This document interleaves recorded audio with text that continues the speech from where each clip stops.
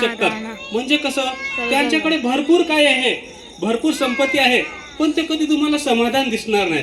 कधी सुख काय असतं हे त्या माणसाकडे बघून समजायला पाहिजे, कारण त्यांच्याकडे भरपूर संपत्ती आहे, पण तसं होत नाही, हे की नाही. मग अशामुळे काय होतं, गाडी असते घरामध्ये, गाडी असते 20 लाखाची, पण मालकाला पॅरालिसिस झालेलं असतं, हे की नाही. घरामध्ये खायला भरपूर असतं, गुलाबजामुन वगैरे असं दररोज पंचपक्वान्न बनतात, पण खाणाऱ्याला, घरच्या माणसांना डायबिटीज झालेली असतं, है की नाही. तर हे कशामुळे होतं, तर हे भावजन्य सुख आपल्यामध्ये येत नाही. त्याच्यामुळे जर मानसोपचार तज्ञांचा जर सल्ला ऐकला, तर जेव्हापर्यंत आपल्या जीवनामध्ये हे भावजन्य सुख येत नाही, तेव्हापर्यंत आपण खऱ्या अर्थानं सुखी होत नाही. तर आपल्याला सुख, आपल्याला आनंद कशातून भेटतो बघा, वेगवेगळ्या माणसांना वेगवेगळ्या गोष्टीतून आनंद भेटतो.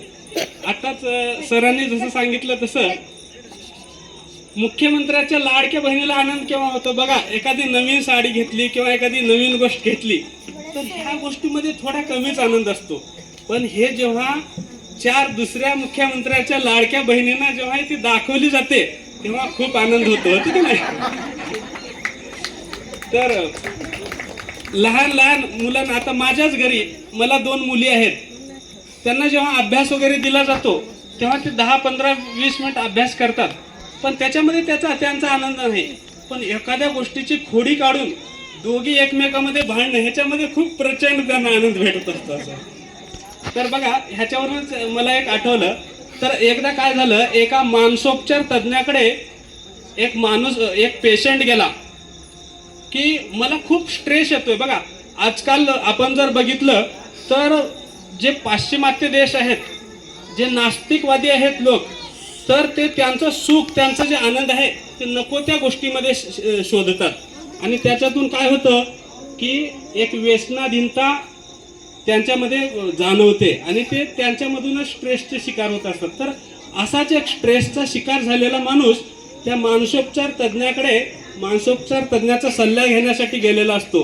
तेव्हा डॉक्टर त्याला वेगवेगळे प्रश्न विचारतात आणि शेवटी विचारतात की जेव्हा तुला स्ट्रेस येतो, जेव्हा तुला अगदी तणाव येतो, तर तेव्हा तू आनंद शोधण्यासाठी काय करतोस.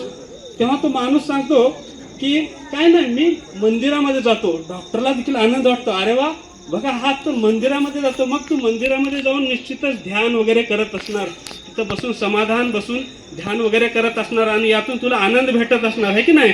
तेव्हा तो पुढचा माणूस म्हणतो, नाही नाही साहेब, तर मी मंदिराच्या बाहेरच्या चपला असतात ना, तर त्या एक चपला इकडं एक चपला तिकडं असं लोकांच्या टाकतो आणि जेव्हा ते लोक चपला शोधायला येतात,